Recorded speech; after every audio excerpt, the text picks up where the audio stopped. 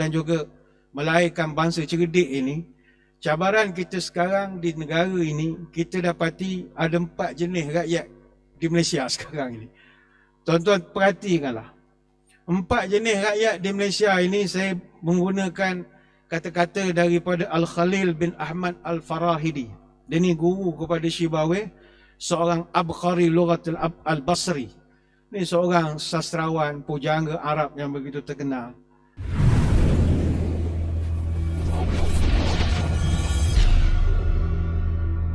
Assalamualaikum warahmatullahi wabarakatuh. Bismillahirrahmanirrahim.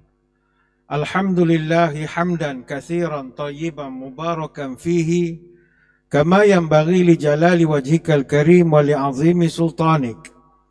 Allahumma salli ala Sayyidina Muhammadin abdika wa rasulika nabiyil ummi wa ala alihi wa sahbihi wa sallim.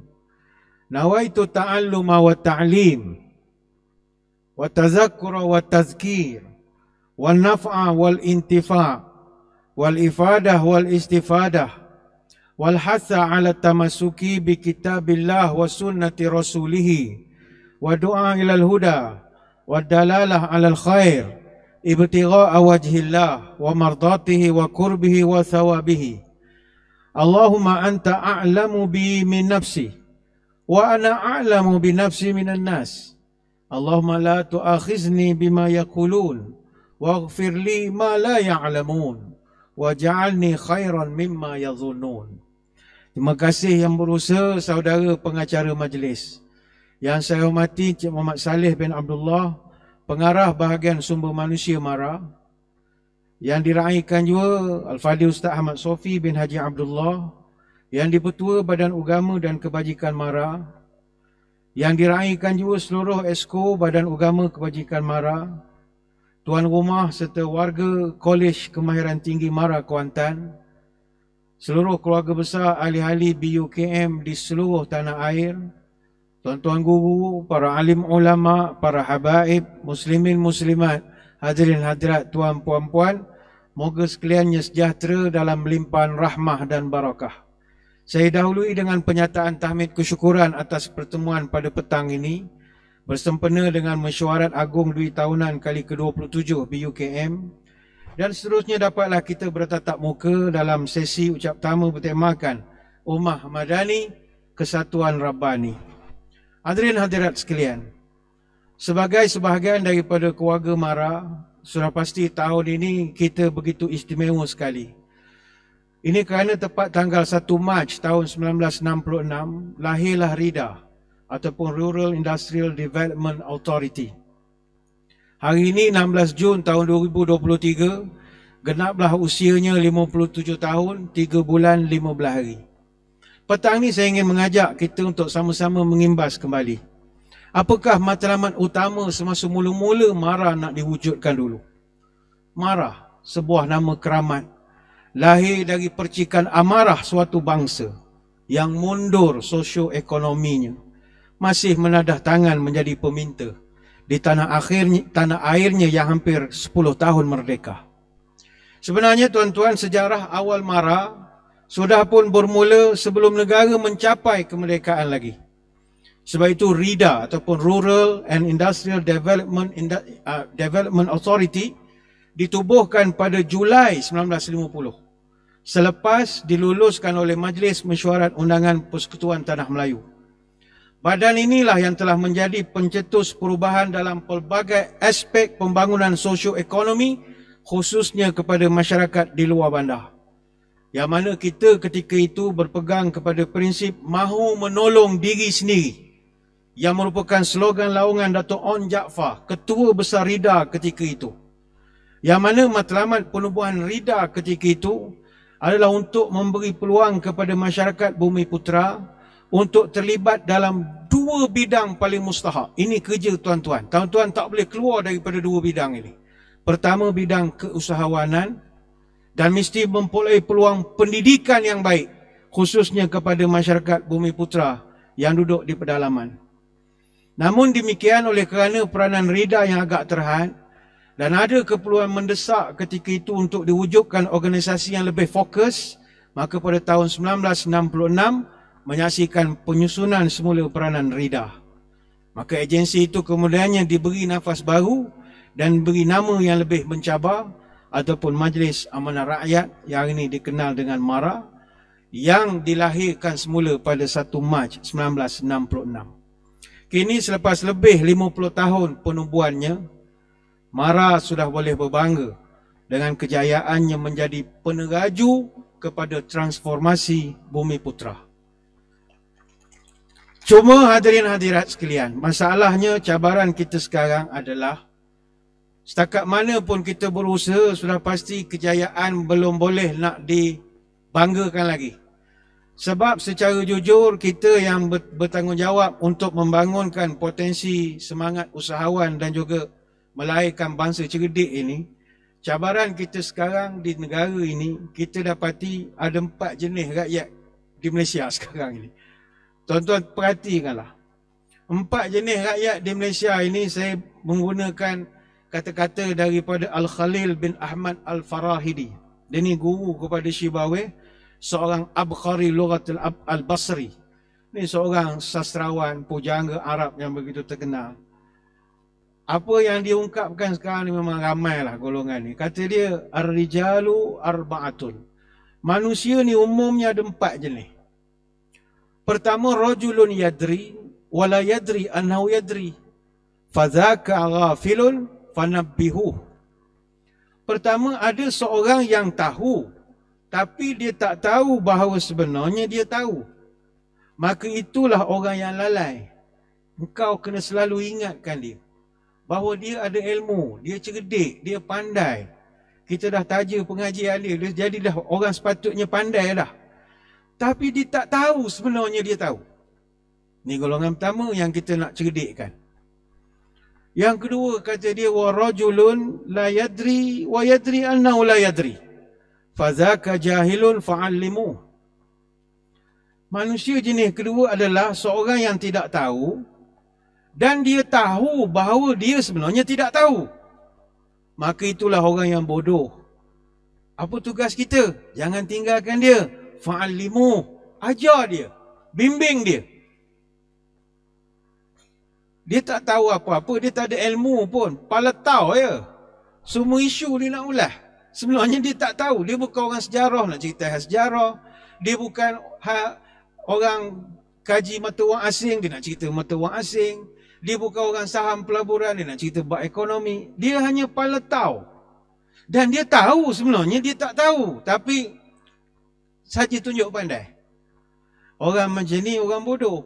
Apa kita kena buat? Jangan kecam. Ajar dia. Ada jenis ketiga. Warajulun yadri. Wa yadri annahu yadri. Fadzaka akilun fattabi'uhu. Golongan ketiga adalah orang yang tahu bahawa dia memang tahu. Maka itulah orang yang pandai. Engkau ikut orang ini. Dia tahu, dia tahu. Maknanya dia memang ada kepakaran dalam bidang itu. Dia bercakap tentang apa yang dia tahu. Maka orang ini, orang cerdik, engkau ikut dia. Fattabi'uhu. Ikutlah orang macam ini. Ada orang jenis keempat. Warajulun la yadri wa la yadri annahu la yadri. Fadzaka ma'ikun fahdharuh. Ini masalah. Golongan keempat, seorang yang tidak tahu dan dia tidak tahu bahawa dia sebenarnya tak tahu. Tapi dia mengajar pula orang lain. Maka itu orang yang bongok. Orang macam ni, fahdharuh, kau tinggalkan. Kalau kau ikut, kau pun bodoh macam dia nanti. Dia tak ada ilmu. Dan dia tak tahu pun bahawa dia tak ada ilmu. Macam golongan kedua tadi, dia tak tahu tapi dia tahu dia tak tahu. Yang ni dia tak tahu pun dia tak tahu. Masalahnya follower dia ramai. Subscriber dia 1 juta. Macam mana kita nak buat? Jauhkan daripada orang sebegini. Inilah manusia yang kita jumpa sekarang. A jack of all trades but a master of none. Cakap semua topik pandai tapi tak ada kepakaran satu pun. Oh, ini cabaran besar kita. Sebab itulah antara tanda-tanda kiamat, kata orang tua-tua, apabila orang-orang yang hina diberi kedudukan terhormat. Orang yang tak ada harga tetapi memiliki penyokong yang terlampau ramai, akhirnya diangkat menjadi orang terhormat. Apa tanda burung perempat memakan gambir sarang berangin? Apa tanda kiamat dekat? Orang pandai jadi pemimpin. Apa makna orang pandai? Orang pandai ni bukan orang bodoh. Orang pandai ni orang yang tak berapa pandai, tapi dia tunjuk ke orang dia pandai. Ini yang kita tengok dalam TikTok siang malam tu. Dia tak adalah terror sangat pun. Tapi sebab follower dia 1 juta, subscriber dia ratus ribu, maka dia menjadi juru bicara umat. Sedangkan orang yang paling hebat sekali yang kita nak lahirkan adalah orang bertakwa, bukan orang yang ramai pengikut. Inna akramakum indallahi atqakum. Allah sebut dalam surah Al-Hujurat ayat 13, orang yang paling terbaik, mulia di kalangan kamu adalah yang paling takwa di kalangan kamu. Sebab itu Nabi SAW, dia memberikan kepercayaan untuk urusan manusia ini kepada orang yang paling soleh, orang yang paling baik. Bila penipuan banyak sekarang, kita tengok tuan-tuan yang selalu duduk dalam social media, kita melihat penipuan begitu banyak sekarang. Pembohongan, pendustaan, kepalsuan. Maka benarlah sebagaimana hadis daripada Abi Hurairah radhiyallahu anhu, Nabi pernah menceritakan, innaha sata'ti 'alan nasi sinuna khadda'atun. Akan datang pada umatku nanti tahun-tahun yang penuh dengan penipuan. Tipu semua. Tetapi sebab kita tak mampu nak membezakan antara kaca dengan permata. Asal ada janggut, bubuh serban gini, Tok Lebai selalu, Tok Alim selalu. Kita payah nak membezakan antara Tok Pawang Buaya dengan Ustaz. Kita payah nak beza sebab penampilannya sama. Emas memang kuning, tapi tak semua yang kuning tu emas. Kalau tuan-tuan ingat semua asal kuning je emas, tandas belakang ni banyak benda kuning, tuan-tuan nak ambil lah, bawa balik, tapi jual tak laku. Jangan saya kuning je mah. Tak. Orang tak pandai lebih ramai daripada orang pandai. Pembohong lebih ramai daripada orang yang jujur.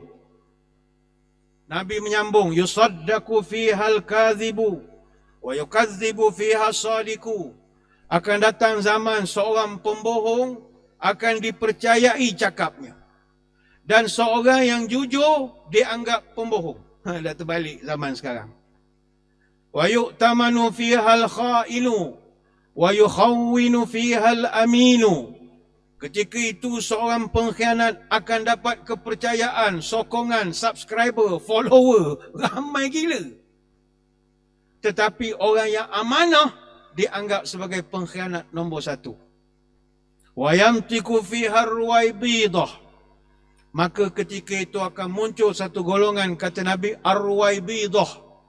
Ruwaibidah ni akan berbicara, kata Nabi, bercakap. Qila, sahabat bertanya, wama ruwaibidah? Ruwaibidah ni siapa ya Rasulullah? Maknanya Nabi kata akan ramai golongan ruwaibidah bercakap.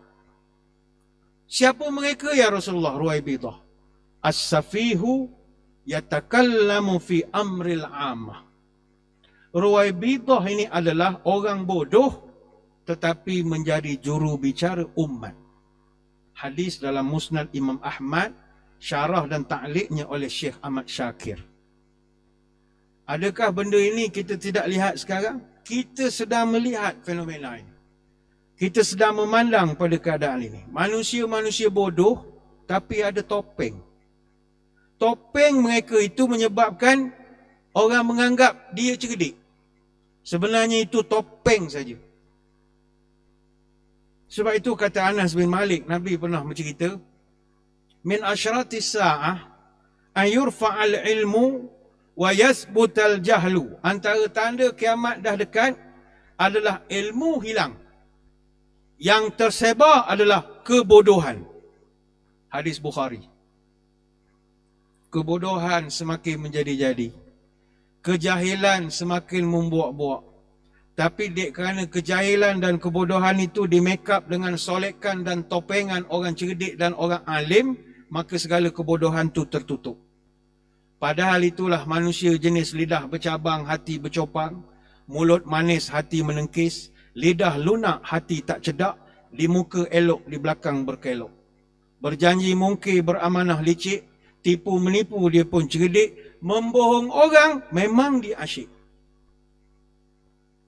Huzaifah ibn Yaman radhiyallahu anhu, dia ada satu riwayat tentang suasana yang kita sedang hadapi sekarang. Kata Huzaifah, hatta yuqalu li rajuli ma ajladahu, ma azrafahu, ma aqalahu, wa ma fi qalbihi mithqala habbatin min khardalin min imanin.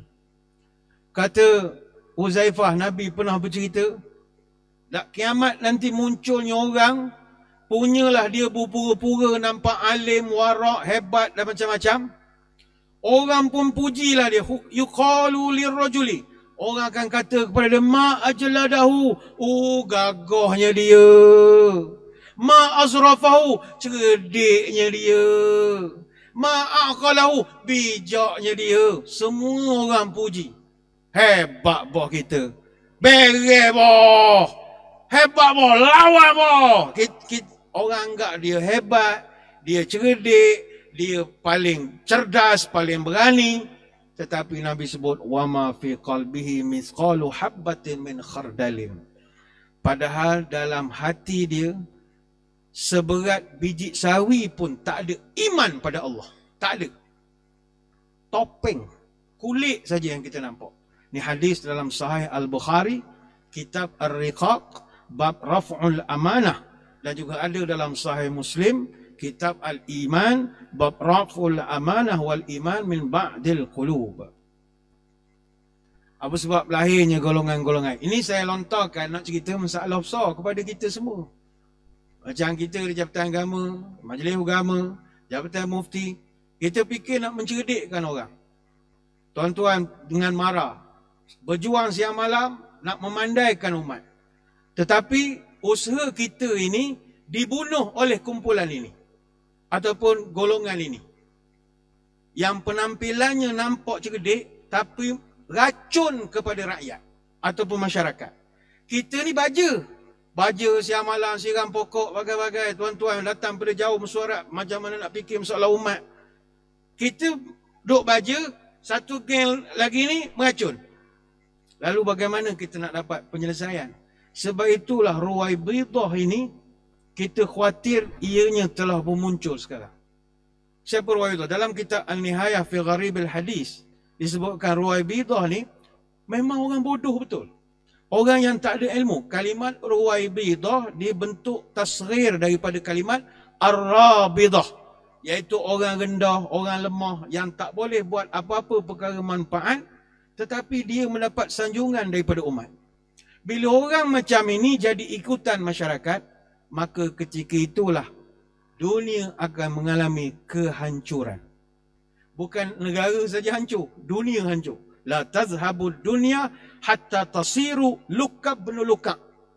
Kata Nabi, tidak akan lenyap dunia. Maknanya dunia ini akan ada, tapi akan lenyap sehinggalah lukab ibn lukab. Sehinggalah engkau melihat orang pandai menguasai. Kalau orang bodoh menguasai, habis. Hancur tu. Ini cabaran untuk kita. Ini hadis dalam Musnad Imam Ahmad.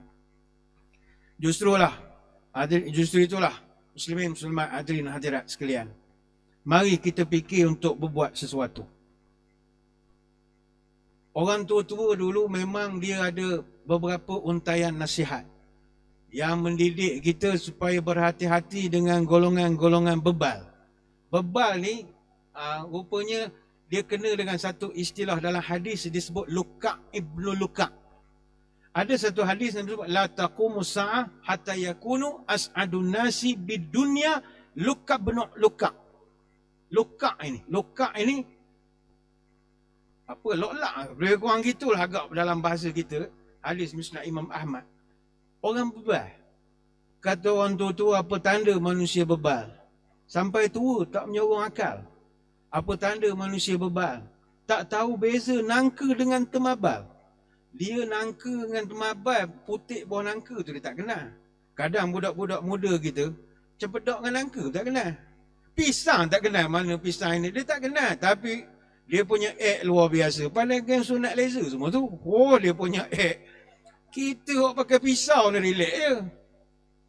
Ya, dia punya ni ada sunat laser, minta maaf lah kau ada yang sunat laser sini. Awak kena hormat orang yang lebih tua budak ni, geng-geng pisau semua ni. Geng-geng gunting semua ni. Kapok tak ada lah. Tanda manusia dungu dan bebal. Dada kosong, akal sejengkal. Bercakap tak ada hujung pangkal. Berkata macam kehilangan akal. Beri nasihat, telinga tebal. Maka rakyat akan sengsara, negeri akan tertinggal. Kalau dijadikan pemimpin, pasti menyesal. Ada satu riwayat yang lain, Nabi pernah menyebut, min asyratis sa'ah aya'luwat tuhut al-wa'ul. Kata Nabi, antara tanda kiamat, at-tuhut ada atas wa'ul. Para sahabat pun heran, apa benda lah tuhut al-wa'ul ini? Maka dijawab oleh Abu Hurairah radhiyallahu anhu, fusulur rijal, akan muncul orang-orang yang hina. Wa ahlul baiti ghamidati yarfa'una fawqa salihihim wal wa'ul ahlul baiti salihah. Kata Abu Hurairah, Nabi cerita wu'ul atas yang disebut sebagai tuhud atas wu'ul itu adalah orang-orang yang hina tetapi diangkat, disanjung sebagai orang yang soleh. Sebenarnya penampilannya itu hanya tipu saja. Kita risau masalah ini. Baik tu orang tua pesan, tumbuk sambal campur temabal, lauk dimasak dalam belanga. Orang bebal jangan ditabal, kelak rosak budaya bangsa. Bawa kendi pergi berjagal, jual bersama labu dan guri. Akal budi manusia bebal, hancur binasa anak negeri. Kita kena betulkan. Bagaimana caranya? Kita kena bergabung. Tuan-tuan puan-puan di MARA, kita di agensi agama, kita bergabung, kita hancurkan kebebalan ini. Bagaimana cara nak menghancurkan kebebalan ini? Tak ada cara lain. Kita mesti perkasakan budaya ilmu yang sebenar. Ilmu yang sebenar. Kita tak dapat nafi, tuan-tuan, orang bodoh ramai. Tadi pengurusi sebut TikTok. Saya sebenarnya baru terjun dunia TikTok. Baru 2 minggu baru. Terpaksa masuk. Kenapa terpaksa masuk? Sebab kita melihat melampau sangat kebodohannya. Kalau kita tak betulkan, orang bodoh akan mengajar orang lain. Lalu orang percaya pula pada orang yang bodoh-bodoh itu. Akhirnya mereka akan bodoh secara berjemaah. Lebih baik kita yang ada sedikit pengetahuan masuk, betulkan apa yang patut. Bukan mesti kita hari ni masuk satu konten seminit, 2 minit, terus pelacur jadi ustazah. Tidak, bukan itu matlamat kita. Kita menyumbang. We do the best, let God do the rest. Kita mesti berikan yang terbaik. Selebihnya kita serah Allah Ta'ala lah. Saya memang tak ada social media. Kalau tuan-tuan yang ikut saya tak ada social media. Yang tuan-tuan like, follow tak Facebook, tak siapa-siapa dalam Facebook tu, semua fake account, tak siapa-siapa. Admin, fan page lah, peminat lah, saya tak tahu siapa. Saya tak percaya sangat media sosial ini. Sebab bagi saya media sosial ni dia meragut kita punya kemerdekaan. Tak ada media sosial ni tidur lena, tuan-tuan. Sedap betul, lena tidur, buat kata Ustaz Kazim. Saya kata, entah tak ada sosmed. Tak ada tu. Masya Allah, lena tidur no. Awak lena pula. Anak tak boleh tidur saya. Kadang dia kata terbaca jugalah komen. Dia sepatutnya, kalau selebriti dia tak boleh baca komen. Kalau dia baca, dia akan terasa nak komen. Kalau dia komen, benda tu akan jadi lebih melarat-larat lagi. Tapi kadang dia geram, dia balas. Main dengan budak-budak zaman sekarang ni. Dia bagi ayat-ayat sebaris-sebaris gitu je. Kita ceritalah pasal, naklah kita ni takwa kepada Allah. Dia komen, dia so je. So tanda soal. Kita pula angin. Aku cakap banyak-banyak, dia tanya so lah. Jangan baca je komen. Tapi dia kata ada masa baca tu tak boleh tidur lah, dia kata. Jadi entah tak ada sosmed, tak ada lah tu. Oh lena tidur lah. Memang sedap lah tak ada sosial media ni sebab kita tak tahu orang menyampah kita ke, orang suka kita ke. Lantak kau orang lah. Siapa suka-suka, tak suka sudah. Tapi terpaksa menceburkan diri gara-gara COVID. Bila kita kena PKP, tidak ada ceramah bersemuka. Sedangkan ketika itu Masjid Surau program secara online terpaksa dijalankan. Jadi ada yang suruh rakam dulu. Lama-lama okey jugalah pakai online ni. Masukkan buatkan YouTube apa semualah. Proper, buat elok-elok. Kemudian Facebook saya tak ada lah. Facebook ada yang kalau Facebook dengan Twitter saya tak minat. Ini macam bangsa lain tu Twitter ni, dia punya pemikiran dia lain sikit. Republic Twitter kan, lain sikit. Dia kalau Facebook dengan TikTok, saya ada feeder saja. Feeder ni maknanya, kita buat YouTube, kita kena ada satu feeder. Saya dulu tak kerti ke orang mengajar. Feeder ni macam main takraw lah. Tuan-tuan kan main takraw. Tekong, feeder, libas kan. Jadi, seorang tekong, pong, hantar bola. Sampai kita, kena ada feeder seorang. Pong, dia angkat, umpan. Untuk kita nak libas lah. Jadi, kena ada feeder. Supaya kita buat TikTok seminit, orang jadi feeder, dia lambung, orang terpaksa pergi YouTube. Itu cara dia panggil feeder. Facebook pun gitu juga, buatkan feeder. Bila kita duduk dalam Facebook, YouTube, kita boleh lihat perbezaan generasi sekarang. Cara berfikir. Hari tu, kalau tuan-tuan yang menonton, kita buat satu video tentang cara ukuran kiblat sempena dengan Istiwa Azam. Jadi bincang dengan anak-anak buah di pejabat. Budak-budak muda sekarang tuan-tuan. Dia orang ni memang kita terpaksa engage dengan dia. Saya tanya ke budak-budak intern yang ada di Jabatan Mufti. Awak ada Facebook? Tak ada. Awak ada Facebook? Tak ada. Awak ada Facebook? Tak ada. Semua tak ada Facebook. Habis awak ada apa? Saya ada TikTok. Saya ada Instagram. Saya ada ni. Facebook ni dah jadi barang purba lah. Saya ingat yang main Facebook ni game bosku. Tinggal tak ada dah orang lain. Agakkan saya lah. Dah tak ada orang. Tapi ada orang masih kekal main Facebook sebab dia punya posting dia boleh panjang-panjang. Boleh buat cerpen panjang tu. Macam TikTok orang lah pendek je, bukannya panjang pun. Jadinya, kita buat video tu.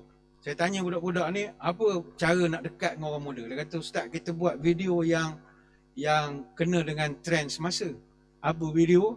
Dia kata Wes Henderson. Tuan-tuan, kita bukan zaman kita benda-benda gini, Wes Henderson. Dia tunjuklah template dalam CapCut. Saya pun tengok, oh ni Wes Henderson. Boleh buat? Boleh, kita pakai template sedia ada. Pergilah syuting. Saya dengar syuting jadi malas lah. Syuting malas betul tuan-tuan nak syuting ni. Syuting penat. Tapi dia kata ni mudah je. Ustaz jalan je. Kiri, kanan, jalan, diri tegak, pandang atas, pandang bawah, kiri kanan, bawa beg, zup, pasang ke kiri semula. Gitu je. Okey lah, senang lah. Saya berjalan. Dia shoot je lah. Pakai kamera ada ukuran dia. Dah siap dia buat. Sambutan bagus. Alhamdulillah. Ramai orang pada waktu berkenaan semua ambil penyapu lah apa nak tengok kiblat rumah dia. Bagus. Ada kesan. Tetapi yang saya nak kongsikan, kita masuk dalam Facebook video itu, orang punya komen lain. Dia orang punya komen, Masya Allah, Subhanallah, Jazakallah Ustaz, terima kasih Ustaz, terbaik bosku. Dia gitu, dia orang matchet kan, lain. Orang tu orang pencet, Facebook. Masuk Instagram, lain sikit, dia educated sikit kan. Alright, thank you, well done. Benda macam tu lah. Dia puji-puji style Mak Saleh. Okay. Tuan-tuan masuklah TikTok nak tahu. Dia punya komen la ilaha illallah. Apa faedahnya? Dia tanya. Wajib ke? La ilaha illallah. Ada seorang tu, Ustaz petang petang ya 5.28. Tapi saya kerja. Kalau lepas maghrib boleh ke? Tuan-tuan bayang dia punya level of mentality. Dia boleh tanya kalau lepas maghrib boleh tak buat? Dah terang-terang istiwa azhar ni pakai matahari. Tapi Ni budak-budak, dia rasa nak tanya, dia tanya je. Dia peduli apa? Geng sunat laser, dia rasa nak tanya, dia tanya je. Dia rasa nak tanya, dia tanya je. Oh tu, mulut laser sunat laser, itulah jadi. Pas ni tak payah pakai laser, pakai gunting padang muka. Balik asal balik. Baru dia tahu langit tinggi rendah. Action sangat. Macam-macam. Dan generasi ni, kita gelorkan generasi 1 minit. Dia orangnya generasi 1 minit je. Tuan-tuan tak payahlah buat konten banyak, ni nak 1 minit je. Dia jenis buka, swipe.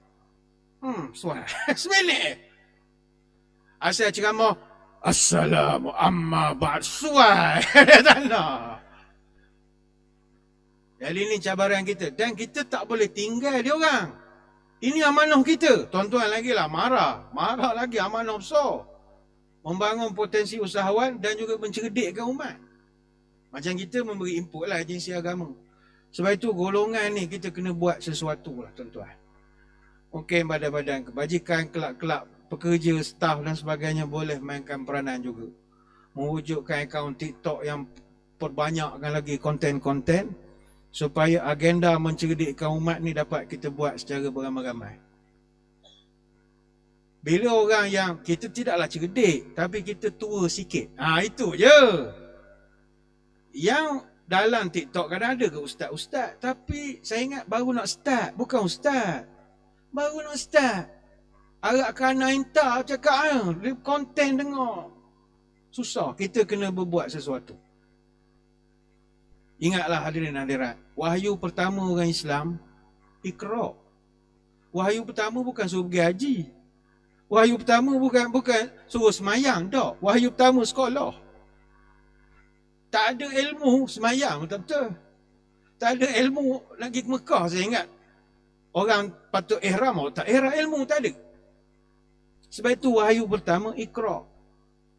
Bagi kita yang baca kunut waktu sembahyang subuh, kita minta pagi-pagi buta, Allahumma hdina fiman hadait. Ya Allah, beri aku petunjuk hidayat. Pagi-pagi kita dah minta, jauhkan aku dari jadi orang bodoh. Maka tak boleh nak direalisasikan benda ini kalau kita tak berganding bahu. Betapa mustahaknya ilmu, no doubt about it.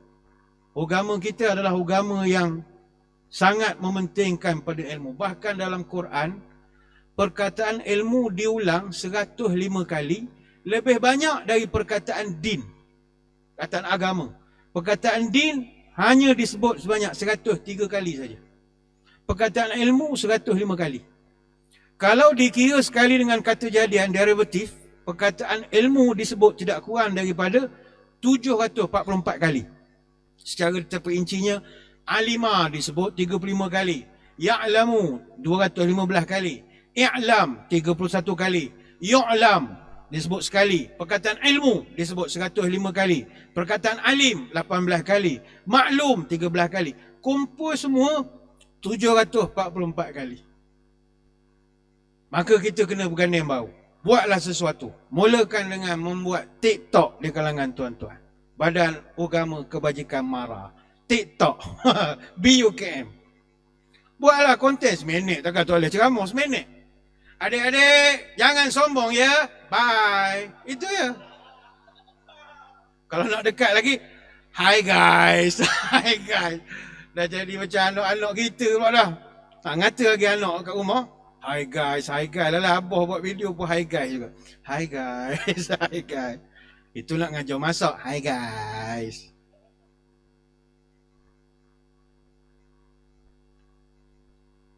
Di saat kita, yalah kita menyalahkan juga asatizah, ustaz, penceramah yang kadang-kadang separuh masak, ilmu tak cukup lagi. Kadang-kadang dia ilmu buku saja, pengalaman hidup tak ada apa semua. Jadi entam sana entam pun problem juga. Okeylah, itu kita boleh perbaiki lagi dengan tauliah yang ada Jabatan Agama Negeri, Majlis Agama tengah usahakan. Cuma di peringkat kita, yang kita nak sama-sama perbetulkan ni, follower, top fan, pengkagum-pegagum ini. Mereka ni memberi saham yang besar kepada masalah dalam negara kita. Teringat saya kisah kalau tuan-tuan selalu mendengar cerita rakyat, cerita tentang Pak Kaduk. Pak Kaduk. Aduhai malang Pak Kaduk. Ayamnya menang, kampung tergadai. Ada nasi dicurahkan. Awak pulang ke buluran. Mudik menongkah surut, hilir menongkah pasang. Ada isteri dibunuh, nyarih mati sebab tak makan. Masa belayar, kematian angin. Sauh dilabuh, bayu pula berpuput. Ada rumah bertandang duduk. Aduhai, malangnya Pak Kaduk. Apa sebab orang tua-tua bawakan kisah Pak Kaduk ini? Pak Kaduk ni tuan-tuan, dia ada ayam hebat. Ni cerita lah. Pak Kaduk ni ada seekor ayam hebat. Namanya Biring Sikunani. Sedap nama ayam dia. Ketika itu dalam negeri tempat Pak Kaduk tinggal, raja dalam negeri itu ada ayam nama Si Jalak Putih Mata. Dua-dua ni ayam hebat. Jadi mana-mana bertaruh menang. Bila raja dapat tahu Pak Kaduk punya Biring Sikunani ni hebat, raja ajak bersabung. Dia ajak berlawan. Dengan syarat, ayam Kaduk hendaklah ditukarkan dengan ayam sultan. Kaduk akan diberikan sebahagian kuasa memerintah jika ayam sultan kalah. Ayam Pak Kaduk yang ditukarkan dengan sultan ditakdirkan telah menang. Pak Kaduk pun bersoraklah dengan sakannya. Campur dengan follower-follower, top fan, peminat-peminat dia. Kaduk, Kaduk, Kaduk, hidup Kaduk, hidup Kaduk. Bersaut-sautanlah, bergegak gempitalah sokongan daripada follower-follower dia. Orang ramai berteriak Kaduk kerana menyokong Pak Kaduk. Hulu balang dan pembesar raja juga berteriak Kaduk kerana menyokong ayam baru si raja yang telah dinamakan si Kaduk. Maka Pak Kaduk pun disebabkan ramai ingat supporter sebut nama dia, dia berbesar hatilah mendengar namanya diteriak dan disorak-sorak oleh orang ramai. Dia begitu gembira sehingga lupa diri dan lupa segala-galanya. Kaduk, Kaduk, hidup Kaduk, hidup Kaduk. Bergempitalah teriakan sorakan penyokong Kaduk, penyokong Pak Kaduk dan penyokong Kaduk. Kaduk tu nama ayam. Pak Kaduk ingat orang panggil nama dia. Hidup dia terbuai dengan follower dia tadi. Ni masalah. Ini Nabi sebut fenomena manusia, dia akan cari ilmu, tetapi dia cari ilmu dengan orang-orang bodoh. Ini masalah. Kalau orang yang bodoh itu, bukan sebut bodoh kasar sangat, orang yang tak cerdik ini, dia mengajar tapi tak ada orang mendengar, selamat. Masalah dia mengajar, ramai pula ngikut. Ngikut pula tu, taksub pula tu. Taksuber kita panggil. Bukan YouTuber, taksuber. Fanatik. Walau salah pun dia buat, dia punya fanatik ni julang bagai nak gerak. Masalah. Sebab itulah ada satu riwayat daripada Imam Abdullah ibn Mubarak dengan sanadnya daripada Abu Umayyah Al-Jumahi disebutkan, inna min asyratis sa'ah salasah. Ada 3 perkara yang termasuk sebagai tanda dunia dekat nak kiamat. Ihdahunna an yultamasal ilmu indal asaghir. Salah satu tandanya adalah apabila ilmu diambil daripada orang-orang kecil, asaghir. Ini boleh rujuk dalam kitab Az-Zuhud karya Ibnul Mubarak. Al-Asaghir ini dalam kitab Hasyiyah, kitab Zuhud yang mana Imam Abdullah bin Mubarak, dia pernah ditanya oleh orang, apa makna Asaghir ni tuan? Orang kecil ni. Katanya orang yang tak ada ilmu atau ilmunya belum lengkap, tapi dia bercakap dan membimbing umat. Ini masalah. Kadang ada orang, bila kita tegur dia, awak punya mengajar ni tak betul, dia kata janganlah halang, saya ni buat apa yang Nabi suruh. Balighu anni walau ayah. Sampaikan daripada saya walau satu ayat. Betul, hadis tu betul. Tapi awak pembawakan tak betul. Sebab ada masa ilmu betul, cara memahami ilmu pula tak betul. Contoh, ada orang kita tanya hukum. Ustaz, apa hukum berpoligami? Apa hukum berpoligami? Dia kata wajib. Kita pula pening. Datang mana pula wajib? Mufti pun seorang bini dia pun kata wajib. Dia reba ya. Wajib lah. Tanya dia dalil. Oh, dia begini Ustaz. Dalam satu hadis, sahabat pernah tanya Nabi, Ya Rasul, antara ayah dengan mak, manakah aku lebih utamakan nak hormati? Nabi jawab, ibumu. Kemudian siapa ya Rasul? Ibumu. Kemudian siapa ya Rasul? Ibumu. Kemudian siapa ya Rasul? Pokmu. Hadis itu sahih. Tapi sesuai tak pemahaman itu? Tak sesuai. Hadis itu bukan hadis poligami. Dia kata, jadi itulah Ustaz. Nabi nak khabar, isteri kena ada 3. Ibumu, ibumu, ibumu. Ini masalah. Hadisnya betul, dia menyebar pada orang tak betul. Bila kita kata awak ni tak betul, dia kata, kawan bawa hadis sahih pun awak kata kau menipu lagi. Kau bukan petikai hadis awak. Cara awak cakap tak betul. Awak menyebabkan orang jadi pening. Ini yang pening dalam masyarakat. Baik itu sekarang memang payah tuan-tuan. Kita kena akui nak jumpa ulama' yang genuine memang payah. Ulama' betul-betul genuine payah. Penceramah ramai, ulama' belum tentu. Ada satu hadis dari Abu Zar. Innakum fi zamanin ulama'uhu kathirun. Khutaba'uhu qalilun. Man taraka fihi usyaira ma ya'lamu hawa. Au qala halakah. Sesungguhnya kamu sekarang berada pada zaman ulama'nya ramai, penceramahnya sedikit. Khutbah. Zaman itu, zaman Nabi, zaman sahabat. Barang siapa yang meninggal 1/10 dari yang dia ketahui, maka dia telah tersesat. Wasayati 'alan nasi zamanun. Akan datang satu zaman pula kepada manusia nanti. Yaqillu ulama'uhu wa yaksuru khutaba'uhu. Nanti akan datang satu zaman, ketika itu engkau dapati penceramah ramai, ulama'nya sedikit saja. Ini hadis dalam Musnad Imam Ahmad. Betul tak sekarang kita menghadapi situasi itu? Penceramah berlambak. Saya ni agak tuan-tuan yang nak panggil isi slot ni, senarai keberapa dah saya agak. Punyalah dalam surat kita nak panggil siapa ni, mesurat kita esok. Orang ni cadang ni punyalah ramai penceramah. Penceramah ramai. Tapi adakah semua senarai itu ulama'? Belum tentu. Saya pun belum tentu jadi ulama'. Belum tentu. Dia ulama' tak cakap banyak. Mana ulama' cakap banyak. Subuh kita orang ni, orang alim ni pendiam je. Dia banyak mengkaji apa semua. Warak itu ulama'. Sebab itu tak semua penceramah tu ulama'. Tapi kalau ulama', insya-Allah dia ceramah. Insya-Allah kadang dia tak ceramah sangat. Dia tak semua orang alim tu berceramah, dia mengajar kitab.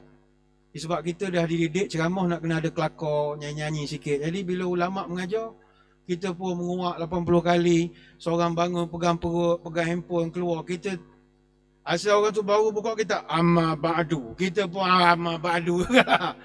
Nak cari ceramah je ni, berjalan kulu kilir, pakai earphone, melompat, ya, letih. Khutbah dia panggil, penceramah. Baik itu di Malaysia ni sekarang, kita ada 52 ajaran yang telah difatwakan menyeleweng oleh Majlis Agama Islam negeri-negeri. Kalau tuan-tuan tengok latar belakang orang yang mengajar tu, tuan-tuan akan gelak dulu. Orang-orang yang mengajar tu.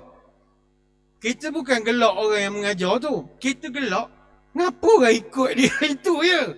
Kalau tuan-tuan tengok muka masing-masing, semua muka pecah rumah. Kita jadi heran. Macam mana orang boleh ikut? Ada jenis Tok Guru duduk kedai kopi, selok kain plekat, nampak kepala lutut, isap rokok, gedang garah. Cerita hai ketuhanan.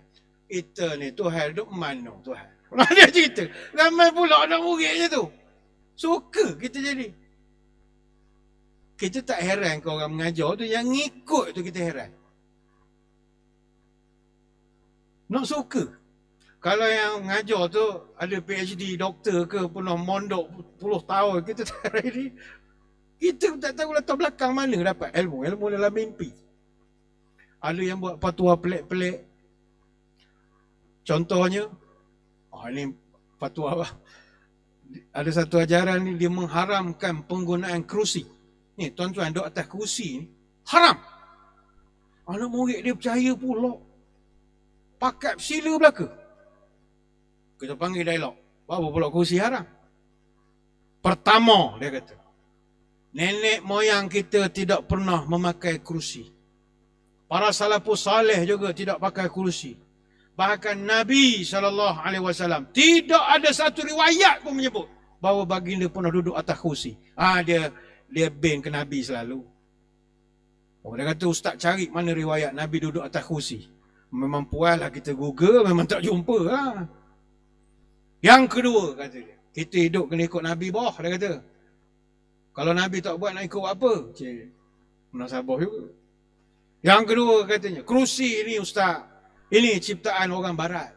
Orang kafir semua ini. Maka kita menggunakan kerusi ni berarti kita telah kagum kepada penciptanya yang merupakan orang barat. Sedangkan kita orang Islam haram hukumnya kita kagum pada orang bukan Islam. Hati kita kena kagum pada Allah dan umat Islam.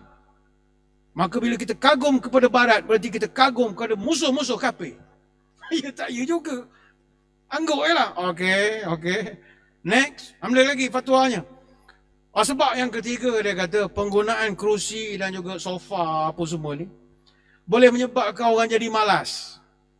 Sedangkan Islam adalah agama yang melarang kita bermalas-malasan.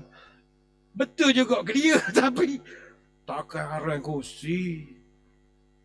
Sedangkan kita umat yang tidak boleh bermalas-malasan.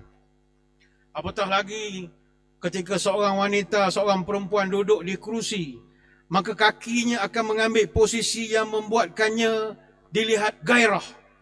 Dan ini akan menarik perhatian orang laki-laki ataupun jin-jin yang jahat ketika melihat wanita itu duduk terjelepuk di atas kerusi itu. Maka bagi seorang wanita yang duduk pada sebuah kerusi, maka perbuatan itu adalah jahat kerana dia seolah-olah mengundang untuk melakukan zina. Kalau kita tak ada ilmu munasabah, tak ya juga. Kemah molek dah hujah ni. Tohuk belaka, kerusi tohuk belaka. Haram ni. Ini yang sedang berlaku dalam masyarakat. Kita kena buat sesuatu. Orang dia cakap sedap, tapi tak ada faedah. Ada dulu kita pernah tangkap Jabatan Agama lah. Dia semayang tak payah semayang. Kenapa tak payah semayang? Sebab kita semayang ni syirik. Apa pula syirik? Sebab ustaz semayang sembah waktu, bukan sembah Allah. Kita sembah Allah. Allah ni 24 jam, super 7-Eleven. Tak ada time, super waktu office. Nak sembah pukul 3 boleh, 4 boleh, 5 boleh. Ikut anytime. Hak kita sekarang ni tengok jam, sembah jam. Kita dengar, ya tak ya juga. Macam ya. Tapi kita hak ngaji agama lebih kurang, takkan itu betul. Dah takkan diam, tak? Kita kena betulkan. Sebab hak percaya tu ramai. Jadi tuan-tuan, buatlah TikTok masing-masing. Buatlah TikTok. Kita nak pergi ceramah, tauliah tak ada. Buat TikTok je. Seminit jadilah sumbangan. Ya Allah, ini sumbangan aku. Nak suruh cerdik umat. Nak suruh umat jangan jadi bodoh. Itu je niat aku. Bukan nak tunjuk kita alim. Nak cari duit ke apa. TikTok tak boleh cari duit. Tak ada. Saya TikTok 100,000. Tak ada 10%. 27. Tak pernah rasa lagi. Tak ada lagi. Kalau orang kata, kaya kamu. Dia bukan orang kaya tak kaya. 10% aku tak pernah rasa lagi. Kita buat ni sebab bukan kita baik. Tak. Parah sangat dah. Masyarakat. Dia punya tahap kejahilan dia. Kita kena bantu. Maka tuan-tuan kena bantulah. Badan Agama Kebajikan Amara ni, saya ingat memiliki ramai pakar-pakar di seluruh negara. Orang ngaji macam latar belakang. Bantulah. Nak cari Orang sekarang yang benar-benar berilmu dengan ilmu yang benar itu memang susah betul. Kita di Malaysia ni ada satu masalah. Asalkan orang tu title ustaz je, orang hormat sangat. Dan kalau dia ada pengikut pula, orang sokong dia bermati-matian. Maka bila berlaku benda-benda tak senonoh di kalangan orang yang digelarkan ustaz tu, kita jadi malu. Ada ustaz tapi cakap merapu-rapu. Cakap tentang agama tapi merapu. Patut awak agama, ceramah, Quran, hadis, kenalah banyak. Ni banyak cerita je. Lu bukan ceramah. Itu motivasi biasa je lah. Awak ustaz tapi terlibat dengan skandal. Dengan isteri orang, dengan janda orang, dengan kucing orang. Kucing pun ada juga. Awak ustaz piah atas kepala tapi terlibat dengan jenayah. Sampai kena dakwa, kena penjara. Kalau macam dakwa penjara macam setara Hamka tu lain lah kan. Kena perjuangan ini. Dakwa kena ngusik bini orang, kena hantar mesej tak senonoh. Tak syok ah. Kita sebutnya tak syok. Awak ustaz piah atas kepala tapi penampilan kasar. Ajak tumbuk, ajak kelahi. Nak jihad saja. Sabarlah, ni kan dakwah. Dakwah ni, Islam ni, dakwah ni perlu ramah. Bukan dakwah yang marah-marah. Dakwah itu mengajak, dia bukan mengejek. Dakwah itu merangkul, bukannya memukul. Dakwah itu mendidik, bukan membidik. Dakwah itu mengubati, bukan melukai. Dakwah itu membina, bukan menghina. Dakwah itu mengukuhkan, bukan meruntuhkan. Dakwah itu saling belajar, bukan siamalah ajak bertengkar. Dakwah itu menasihati, bukan caci maki. Dakwah itu nasihat, bukannya menghujat. Dakwah itu mengajak bersabar, bukan mengajak bercakap. Dakwah itu argumentatif, bukannya provokatif. Dakwah itu menyatukan, bukan bermusuhan. Dakwah itu cinta. Cinta. They don't care what you know. What they know that you care. Orang di jalanan sana, dia tak peduli kita siapa. Awak mufti ke, awak ada doktor ke, awak profesor ke, awak dah menulis ada Scopus Q1, Q3 ke, dia tak peduli itu semua. Yang dia peduli adalah bila kita peduli dia. Tanya khabar, buat baik pada mereka, mendekati mereka. Yalah, kita pun ada kesibukan kita jugalah nak turun street dakwah siang malam, kita pun tak dan juga. Maka satu cara yang mudah yang saya nampak, saya ulanglah untuk saya ulang buat TikTok. Buat TikTok. Saya ulang TikTok lah. Itu yang cara terbaik lah. Facebook saya ingat payah sikit lah. Baik, itulah muslimin muslimat hadirin hadirat sekalian. Ini cabaran kita. Masyarakat sekarang dia memerlukan kepada bimbingan. Tetapi bimbingan itu dibimbing oleh orang yang tak semenggah. Bagi kita yang duduk bawah Badan Agama Kebajikan ini, kita ada autoriti di situ. Kerana kita bawa jenama MARA. Maka mari kita menyumbang. Metod belajar agama Islam ni, dia ada macam-macam. As-sima' min lafzi syekh. Ada kaedah-kaedah sebagai contoh, dia mesti mendengar langsung daripada guru. Iaitu masa sekarang memang susah nak dibuat. Payah. Kalau tuan-tuan buat program di masjid surau pun, yang datang muka yang sama ya. Kesian. Dah lah, orang tu memang baik dah. Dengar ceramah, kena marah pula sepanjang ceramah. Inilah tuan-tuan. Anak-anak kita tak jaga belaka ni. Kelalaian kita. Pakcik-pakcik tu Allah. Aku juga kena. Semalam kena marah. Hari ni kena marah. Hak tak mari selamat sama. Kata sabarlah pakcik. Nama pun program taklim. Taklim ni maknanya dibentak orang alim. Dibentak-bentak. Ustaz janganlah garang sangat. Awak mengajar kitab penawar bagi hati. Janganlah garang sangat. Tak sesuai, tak teli kitab dengan garang tu. Kalau nak garang, adalah kitab jihad ke? Ni kitab tasawuf. Patut lemah lembut lah sikit. Garam no. Kita nak sembelih pun buat baik. Lembu tu kan, buat baik dulu. Ni pula nak mengajar. buat je lah baik-baik. Ataupun kita nak menggunakan kaedah al-qira'ah alal syekh, kita nak membaca di hadapan guru, itu pun susah sampai sekarang. Sebab percayalah, tuan-tuan pergi ke masjid surau yang sama je. Orang Pencen, orang yang muslimat paling ramai. Kalau kuliah duha saya ingat muslimat lebih ramai lah daripada muslimin. Susah. Budak muda kalau dapat dia datang belajar, alhamdulillah. Cuma jangan pula bila cerita begini tuan-tuan tinggal terus masjid surau. Jangan. Sebab orang-orang Pencen ini, dia pun ada yang nak hijrah juga. Dia lepas pencen lah baru sedap dia nak dekat dengan tikau sejadah apa semua. Dulu masa kerja sibuk, mesyuarat bengkel, mesyuarat agung macam-macam. Duit tahunan lah itu ini tak ada. Jadi dia dah pencen baru dia sempat. Jadi orang macam ni, kita tak boleh tinggalkan juga. Dan kepada puan-puan, tuan-tuan yang nak bersara, jangan berhenti untuk belajar. Jangan jemu untuk belajar. Hatta kita muda ke, kita nak bersara ke, jangan jemu untuk belajar. Never too late to learn.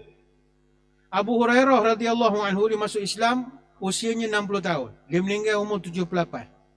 Dia masuk Islam agak akhir, sekitar tahun ke-7 Hijrah masa perang Khaybar. Dia hanya sempat 4 tahun dengan Nabi. Tetapi dia mampu riwayatkan 5,374 hadis. Orang pencen lah tu. Artinya never too late to learn. Tak ada alasan, boleh belajar. Atau orang muda sekalipun, umur belasan tahun, boleh belajar dah. Tak payah nak tunggu, saya umur 20 dah, belah-belah pun boleh belajar lah. Bayangkan dalam sejarah, Ibn Abbas radhiyallahu anhu, dia baru berumur 13 tahun je masa Nabi wafat. Tuan-tuan yang selalu dengar hadis Ibn Abbas, ingatkan Ibn Abbas ni orang tua. Tak. Ketika Nabi wafat, dia baru tingkatan 1.